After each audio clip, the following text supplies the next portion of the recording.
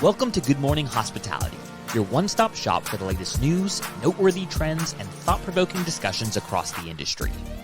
From hotels and short-term rentals to all things travel and hospitality, you'll find each episode equips you with the information that you need to start your week.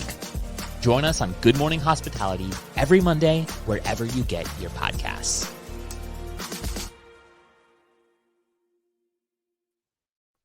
Good morning. Happy Monday. I win.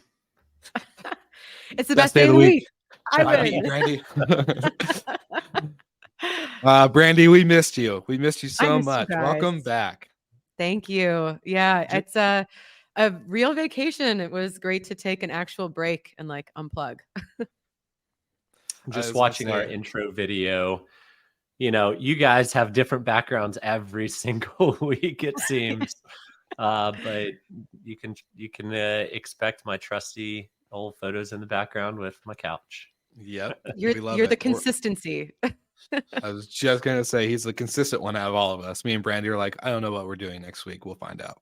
Y'all are young and wild and free. Yeah. Although after my most recent birthday, I'm not feeling so young anymore. Yeah, I was gonna say happy birthday. We definitely missed you, but knew you were getting pampered and treated well. Give us some highlights of the trip, of the vacation, the real vacation where you're not like traveling for work or a conference. Or a wedding. And yeah, Romania was the first stop. That was so much fun. One of my best friends, Rebecca, lives there, and it was great to see like the place through her eyes. And we did some like kitschy tourist stuff and went to Castle Bran, which is like the Dracula castle, which every Romanian person I met was like, that is not the castle you should be going to. There's like literally nothing there. And they were right.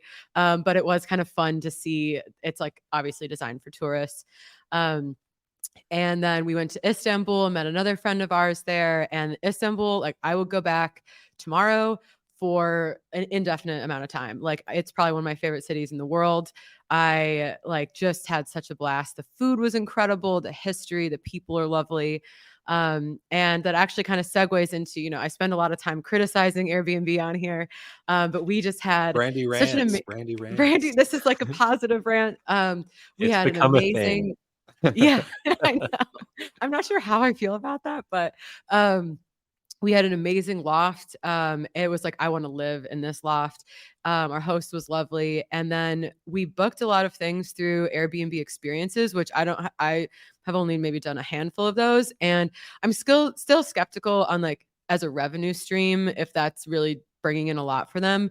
But for the people that we did the experiences with, it was like, they love it. And I think that from, you know, if you go on TripAdvisor or maybe something else, there might be more like commissions or it's a bit more corporate.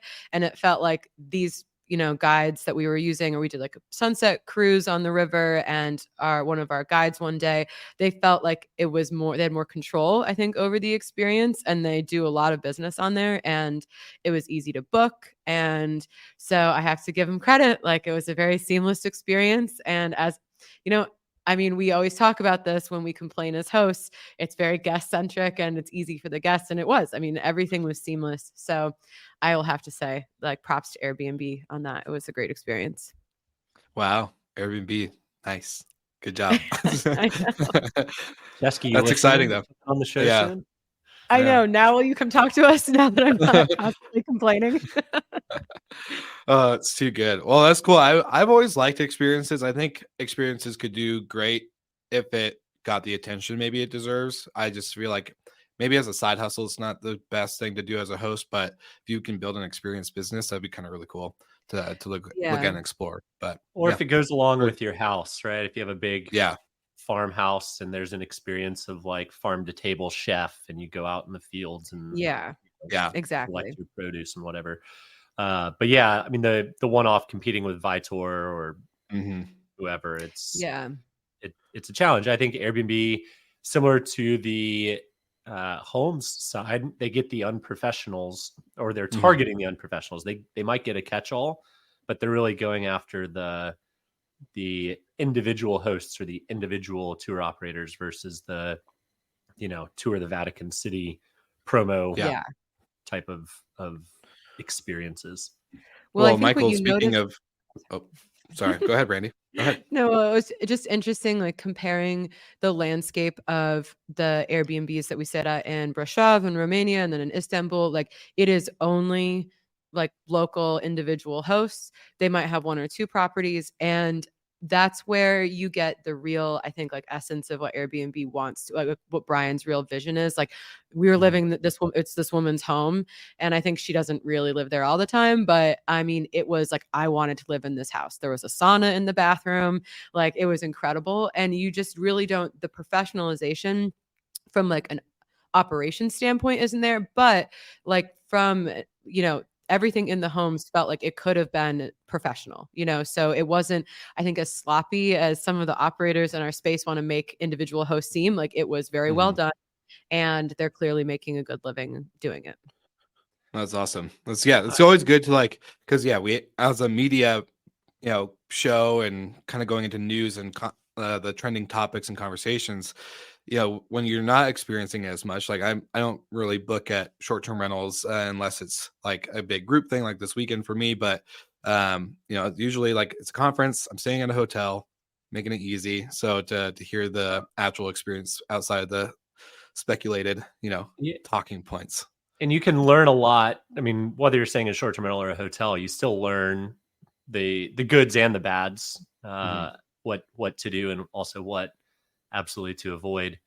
So it is important if you have the time, which is hard to have, and you have the cash flows, which this year is a little tighter for most of the industry, but it is good to get out and experience hospitality, how others are doing it, because it's a broad term. You know when you see it, and when you don't see it, but to actually define it is not an easy thing.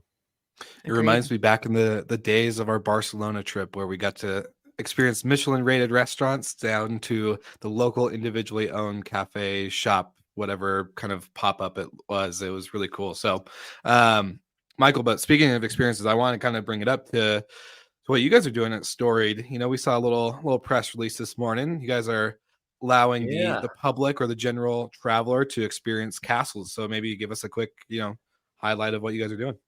Yeah, really just trying to grow and add castle and manor houses across the UK and Ireland that you rent the place, it's all yours. So you can literally live like a king, a lord, a duke.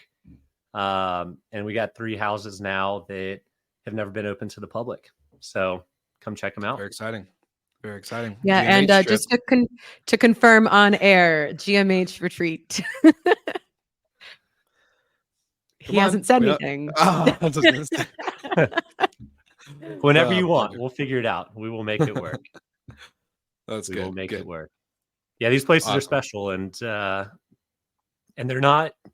Americans don't often know that you can actually stay in a 14th century moated castle that has ties to the War of the Roses, right? Yeah. And it's not cheap, but it's also per bedroom not that expensive.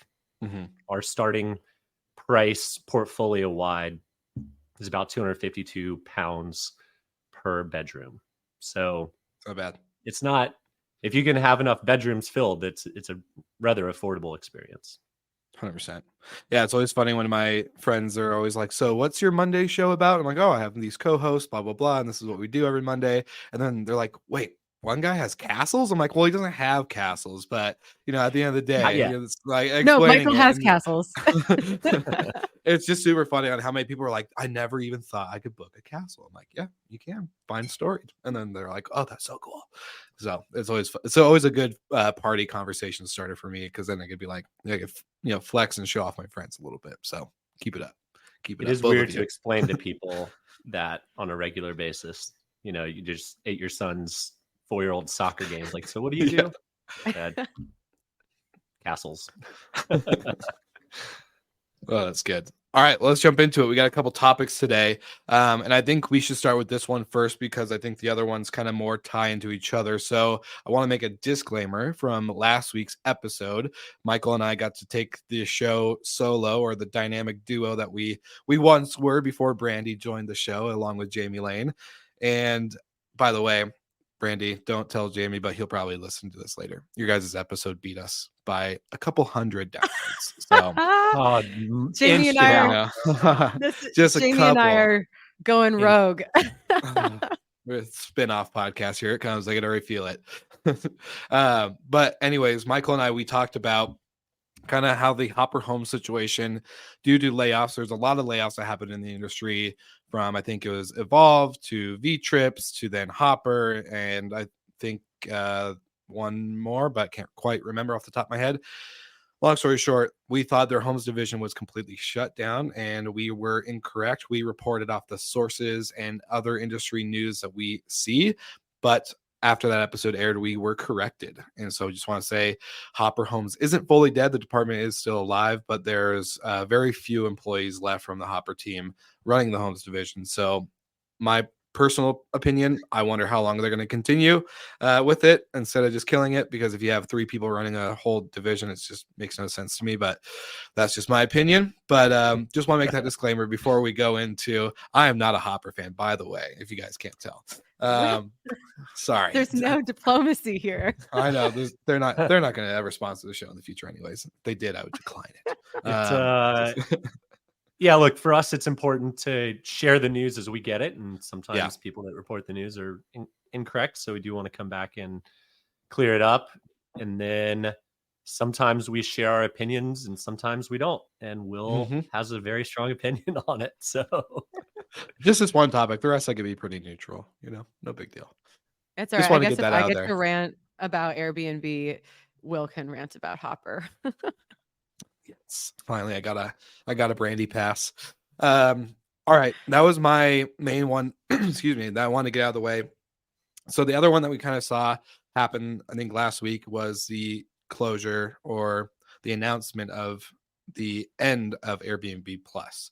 So I know in our private chat, for all the listeners, we have a group chat, Brandy, Michael, and myself, and we go back and forth a lot every day, and it's super fun. It's actually kind of a highlight for me. But you two had different opinions, and I want to kind of hear, maybe let's open up the floor with Brandy since she's been gone for like 2 weeks. No, Michael, you know what? I will let Michael take this. Go ahead. All right. I'll keep it short and sweet, and then we can debate from there. But the biggest challenge Airbnb has, broadly speaking, is standards and consistency. And you can have Superhost, but that just means you're very responsive, you're highly rated. You can have Lux, which means you're $5,000 plus a night. But Plus, to me, was an important moniker because it showed the property was elevated. It did have approved standards, however they classified it. So, I mean, I get why you don't want to have Superhost and Plus and Lux and whatever else they're going to roll out in the future. But if your biggest knock externally is standards and consistency, why remove, to me, the one badge that did signify standards and consistency?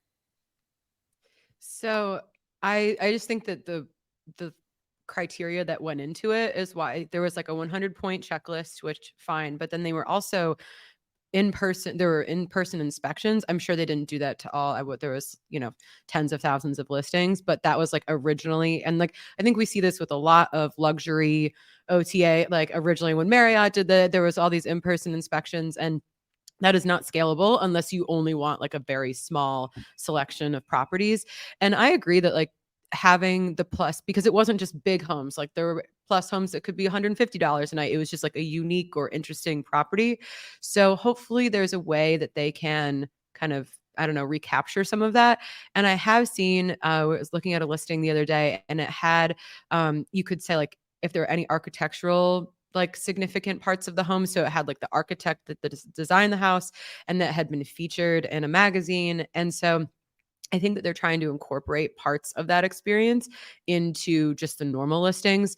But, standards and consistency are difficult when you don't have any control over the supply.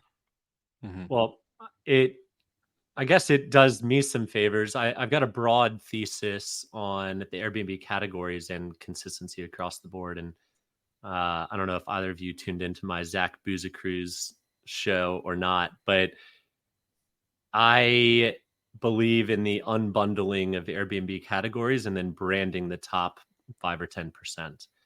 And with them removing Plus, they've just removed their own personal branding or their own Airbnb branding and now open the door for others. So, we've got design hotels in the hotel world that brands specific design forward properties. We've got Storied Collection that brands castles and manor houses. There needs to be and will be brands that do additional segments within hospitality, within the Airbnb categories.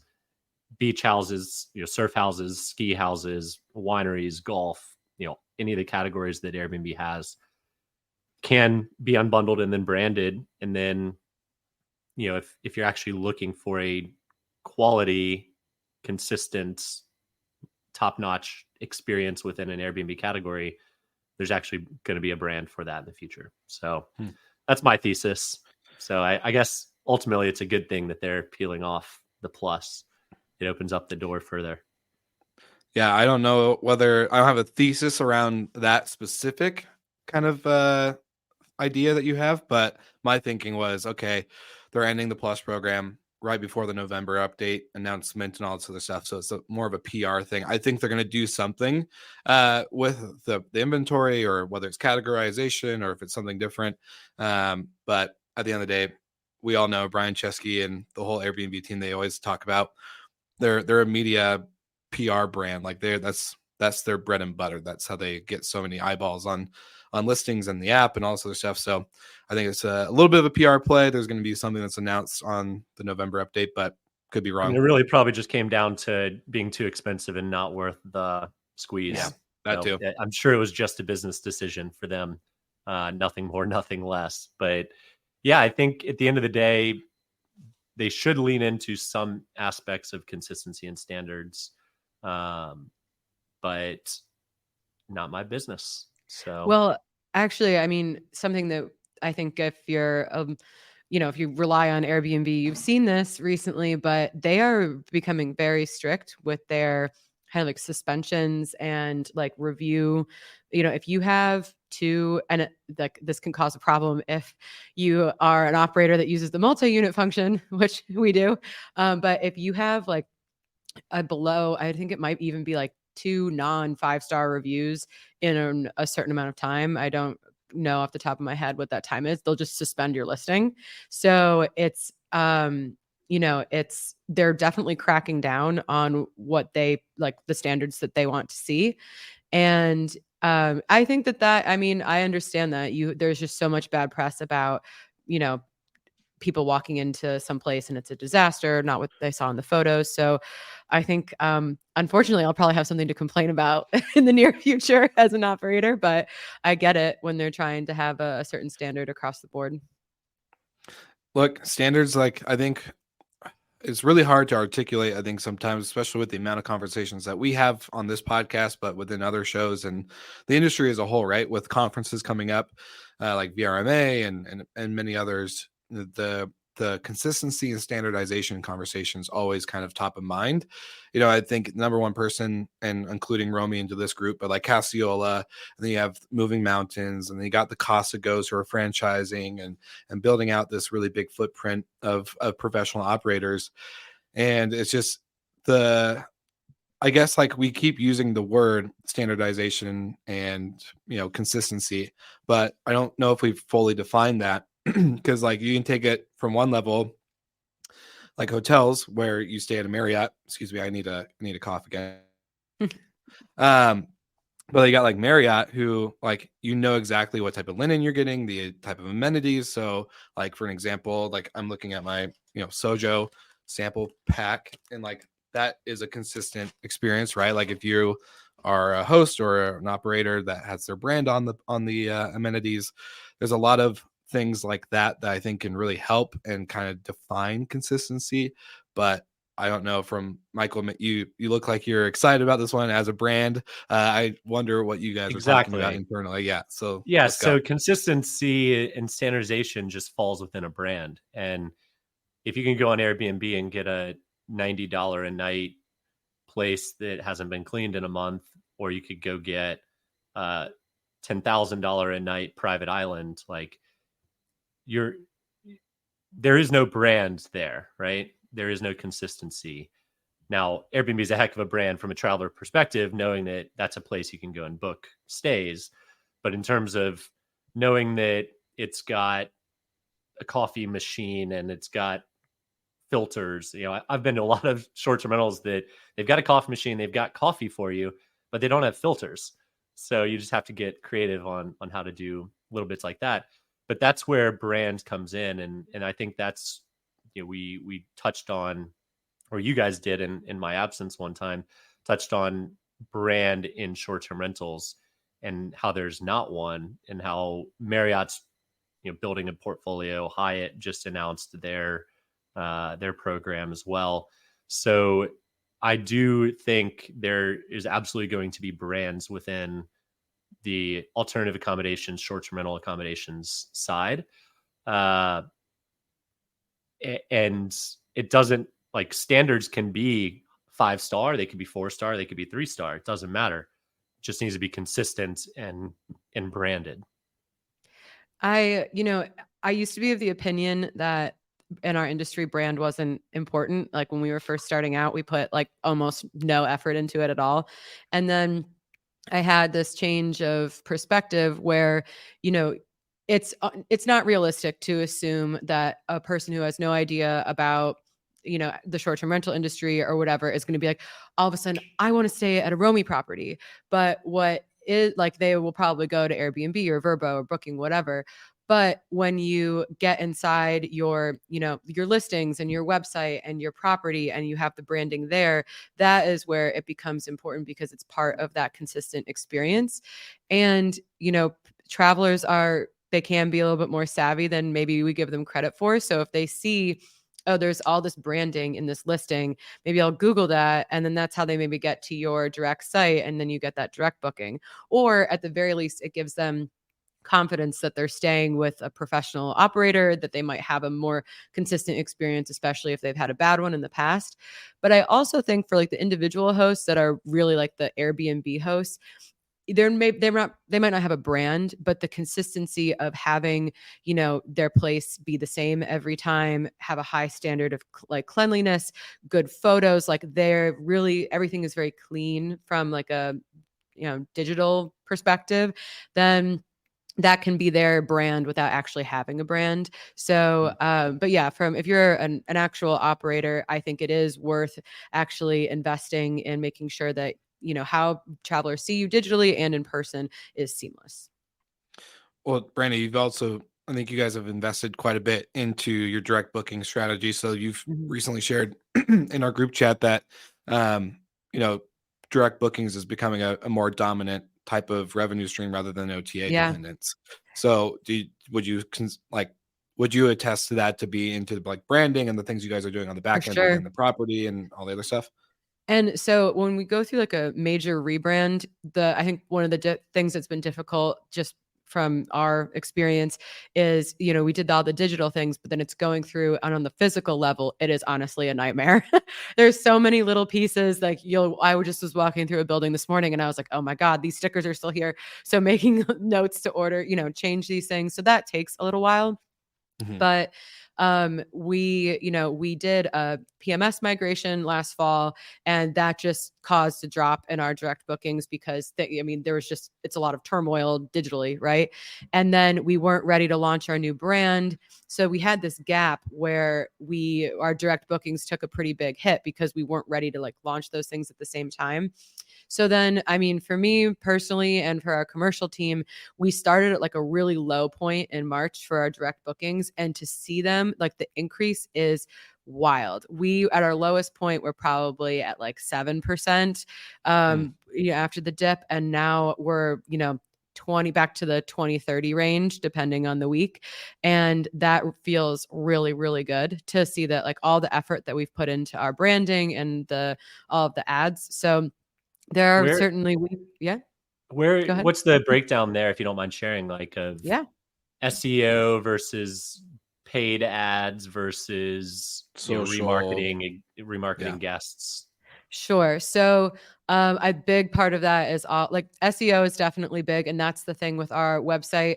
We're also doing another migration, our CMS we're migrating because to give us like a little bit more control. So our definitely will be, putting more, our site will be more robust like going forward. So that's a big component. And then, yeah, all of the Google ads, like being really strategic. We were changing our agency. So I just went in and I was like, I'm just going to play.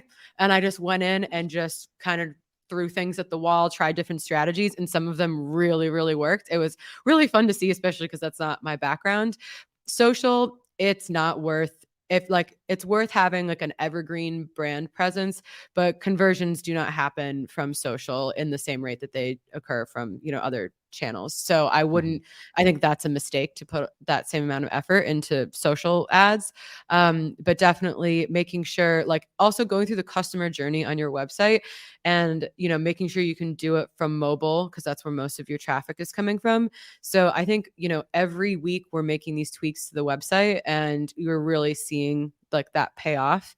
And it's definitely great to see like when our website is our number one source of revenue and to just see like this is just my pitch for diversification that like there's no one channel now that is like totally dominant. So like if Airbnb like shut off tomorrow, it would not cripple our business. And that feels really good to know that we have just a little bit of breathing room when it comes to that sort of thing.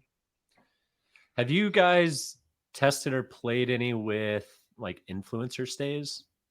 Yeah. So in the past, we have, and I am like really anti-influencer stays. I'm trying to change my perspective, but we've had some people who had like great quality scores on like Hype Auditor and things like that. And the content that they produced was mediocre at best. We have had a couple of exceptions where it's worked out really well, but you're trading a couple night stays, even if it's midweek, which is, hundreds of dollars. And we got really kind of subpar quality from it. I think you do kind of have to pay a little bit more for like some influencers with a real audience or like a really big audience. And so we're going to start playing with that again. But I have been very reluctant to do it. I think for TikTok, we're going to have to succumb to it because I only downloaded TikTok because I had to get the Romy account. So and promptly deleted it off my phone. So I will acquiesce that we will have to probably get some influencers on there. So, but yeah, and other people have a different perspective. Avantstay does an amazing job with their influencer stays. So, I mean, that's a lesson or, want to take a page out of their book. But for us, it's something that we have to kind of pay a little bit more attention to. Especially being in Miami, I'd think that'd be a big draw. Well, that's kind of the problem is people like, oh, can I come for Art Basel over the weekend? It's like, absolutely not. You can come for a Tuesday, Wednesday in August. Yeah. And so that's kind of the problem is you having to balance that with like, how much is that really going to drive the needle in terms of revenue? Now, in terms of brand recognition and getting followers, like we're just having to prioritize. We have a finite amount of resources, capital, and, human capital. Like, what do we want to put that towards? And influencers have not been like in that top group, but that's probably going to change going forward. Yeah. Being in that world, I will say, like there's B2B influencers. So you could take like any of the podcasters in our podcast network. And then you have the B2C where they're very travel, they're lifestyle focused. They're the influencer that you look at on Instagram and you go, wow, I want to have that experience. I want to be like them. I want to live like this or whatever that type of, mindset is around it. And the thing that we're seeing is like the creator economy, the people that have influence and followers and all this other stuff. There's a super big differentiator between followers and then also between like actual loyalists and fans. And so like people that I think it's very hard to because you can see YouTube, right? YouTube shows views, right?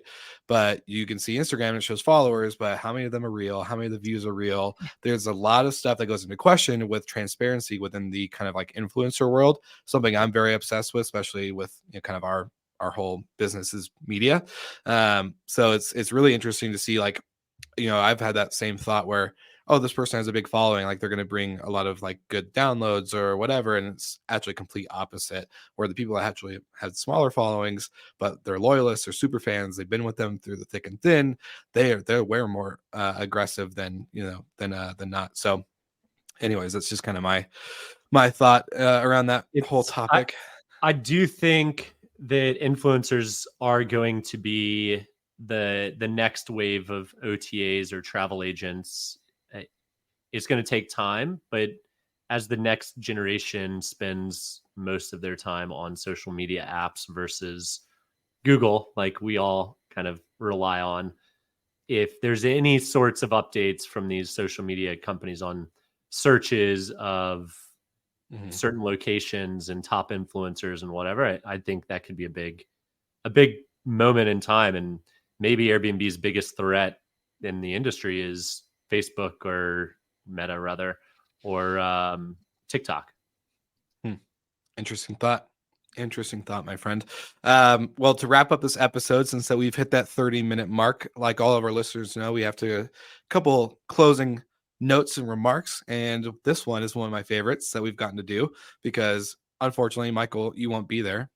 But Brandy and I will be rocking around the Cassiola beach party, and the lovely team over at Cassiola actually said, this morning, texted me and goes, hey, we want to give a couple of the GMH listeners a ticket. So each one of us has a ticket to give away. If you are interested in signing up or going to the Cassiola beach party, you can DM us. You can hit us up on our YouTube or Instagram or LinkedIn, all the stuff, or just hit the link in the show notes and sign up for potentially winning a free ticket. So I want to say that thanks to the Cassiola team, we're excited. I get to play a game before I get dunked by probably Brandy, who's probably going to be the one to dunk me. I get to play a fun game. So part of our sponsorship with Cassiola's beach party with Hospitality FM is that right when everyone's entering the park and Discovery Cove, there's a game called Where's Will? I'm going to be looking like everybody else, where I'm having a Hawaiian shirt, the hulu, all the stuff, the shorts, the flip-flops, everything. And I'm going to be hiding in Discovery Cove. And the first person to find us, Hospitality FM, is going to donate to the dunk pitches. So you will have an opportunity to probably just have a couple of free throws at me while I'm in the dunk tank, or a couple of our other favorite names and faces that are going to get dunked as well, like Steve Trover. We got a couple others, Maddie from Mount, and then you got Margot from Hostfully, and then of course our favorite, Mr. Ryan Bailey from TravelNet Solutions, who's been a great guest on the pod, but I might take the opportunity to dunk him with my couple free throws. So who knows? But yeah, I'm super excited, and that's one of our closing thoughts. Anything from you guys on your end? No, I'm excited for Verma. It's great to see. It feels like kind of like a class reunion. So definitely come find Will and I. We want to do a couple mini episodes. So we'll be kind of searching people out to get their thoughts on the conference. And I have quick plugs for panels that I'm on Monday at 9:45. It's Fix Your Listing with the host GPO. We're going to pick a listing and kind of dissect it and give some tips to everybody in the audience. And then the same time on Tuesday at 9:45, the Art of Fundraising. So if you're about to start fundraising or thinking about it, come join us. And that is sponsored by Guesty. I'll be at that one for sure because, yeah. Anyways, before I share too much. Yeah. I also want to give a shout out. Today is the last day for our partnership in the sense of the happy hour giveaway. So Sojo has been super great to work with, and we're still working with them, but we are closing after today our happy hour giveaway, where you can win a free complimentary 100% on Sojo happy hour for your housekeeping team. So grab the link in the show notes. There's going to be some stuff on LinkedIn as well, but grab that link, submit for your sample kit, and make sure you're in that drawing, because we are going to announce it we're going to announce it next week when we have the amazing founder of Bob W, Nico, on the show, and we're going to dive into their business and how they're kind of exploring throughout Europe and growing their brand and being very tech forward. So it's going to be a fun conversation, but last day today in order to win a free happy hour. So make sure you grab that link in the show notes. And for the two of you, anything fun or exciting this week that you have planned? just prepping for these conferences, and then I'm going up to New York for one day to go wedding dress shopping for my sister. So I'm just bouncing around the East Coast this week. Classic. No, just grinding away. I'm a bit sad I can't make Verma this year, but it is what it is. It will be a lot of fun. So send lots of pictures. You'll be there in spirit, my friend, for sure. Well, awesome. This has been a great episode. It's so good to have the trio back. Brandy, it's so awesome to see you. We missed you. It's not the same. But I do enjoy some time with Michael. You know, it brings back the nostalgic. Boys time. Yeah, the early days back when Michael and I were rocking solo for a while. It was a good run. But so good. And of course, like always, we will see everyone again next week. Thanks for all of our live viewers tuning in. And also, a little special shout out, but our 3rd anniversary birthday is happening this week. Can't wait to share a little announcement that we got with you guys. But that's enough teasers for one episode, I think. So as always, like and subscribe. Make sure you share. All of your friends should know about the show. And if they don't, we would love to find out who they are so we can make them listen. Just kidding. All right. We'll see you all again next week.